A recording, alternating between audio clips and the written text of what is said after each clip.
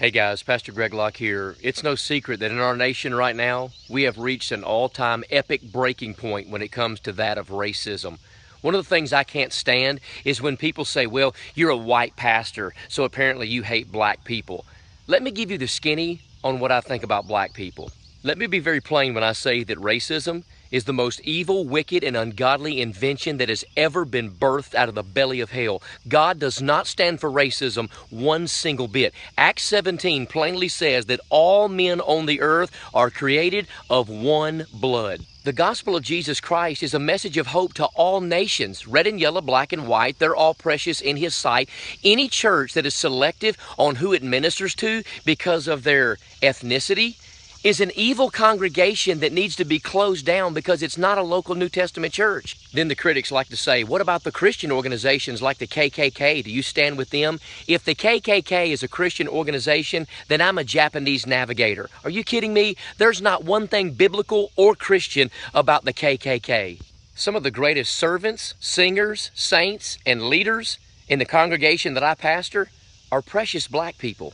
Oh yeah, I also have a personal reason that I think racism is evil and stupid. I have an adopted, non-white daughter that I love just as much as my all three white boys.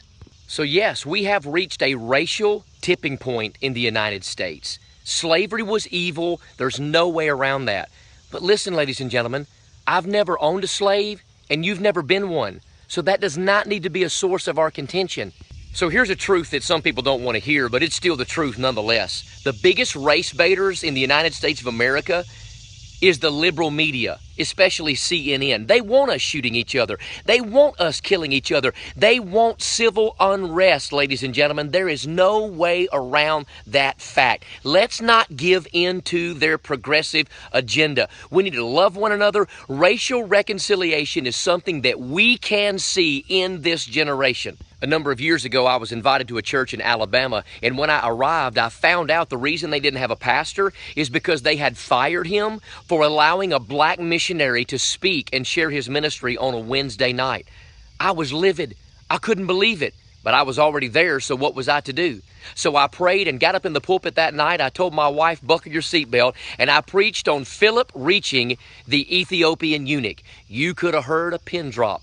It was colder than a mother-in-law's kiss in that building. But I preached against the evils and the hatred and the deviance and disobedience of racism. And to my surprise, when I gave the invitation, many of those gray-haired elderly saints that had been in that church and in that mindset for many years came to the altar. They began to weep. They began to cry. And that night we saw a revival of racial reconciliation. And ladies and gentlemen, that is what we need in the United States of America right now, this very moment. May God fill our hearts with grace. May we throw down our rocks and love and accept one another regardless of the color of our skin. If you call God Father, and if I as a Christian call God Father, it doesn't matter what color we are. That makes us brothers and sisters in the Lord. So let's get along and act like a family. So don't believe the hype. It's time black people and white people get along like real people. Share this video because we need to let this nation know we are not buying into their race baiting foolishness.